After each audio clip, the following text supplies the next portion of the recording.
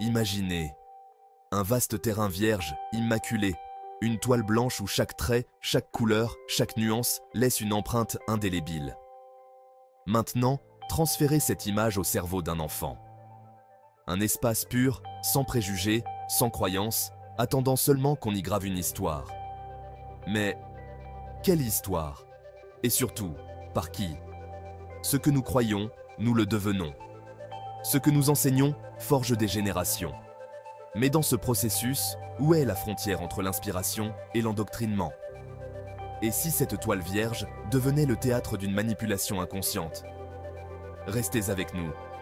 Vous ne regarderez plus jamais l'enfance de la même manière.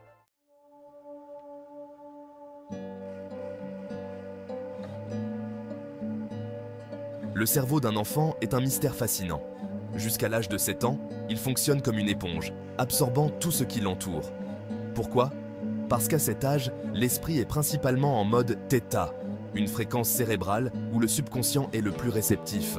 Ce mode rend l'enfant ouvert à tout, les mots qu'il entend, les gestes qu'il observe, les émotions qu'il ressent.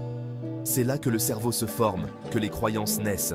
Mais attention, cette période est une bénédiction et une malédiction, car tout ce que l'enfant absorbe, qu'il soit bon ou mauvais, devient une partie intégrante de sa structure mentale.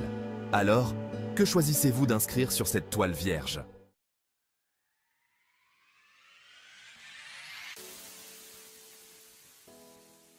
Imaginez un monde où chaque enfant reçoit des messages d'amour, de confiance et de liberté. Une éducation où l'on cultive la curiosité plutôt que la peur, la créativité plutôt que la conformité.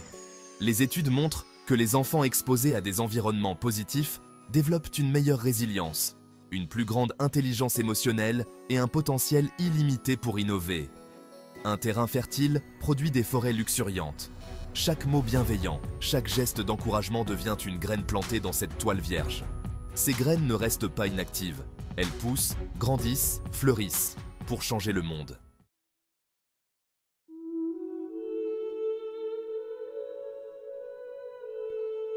Chapitre 4. Reprendre le contrôle. Bonne nouvelle, rien n'est immuable. Le cerveau, même adulte, peut changer. Les neurosciences l'appellent la neuroplasticité. En réécrivant nos croyances, nous réécrivons notre vie. Mais le vrai pouvoir réside dans prévenir. Offrez à vos enfants des récits d'amour, des histoires de courage. Aidez-les à écrire un scénario où ils sont les héros. Car chaque mot que vous choisissez aujourd'hui peut modeler un destin demain.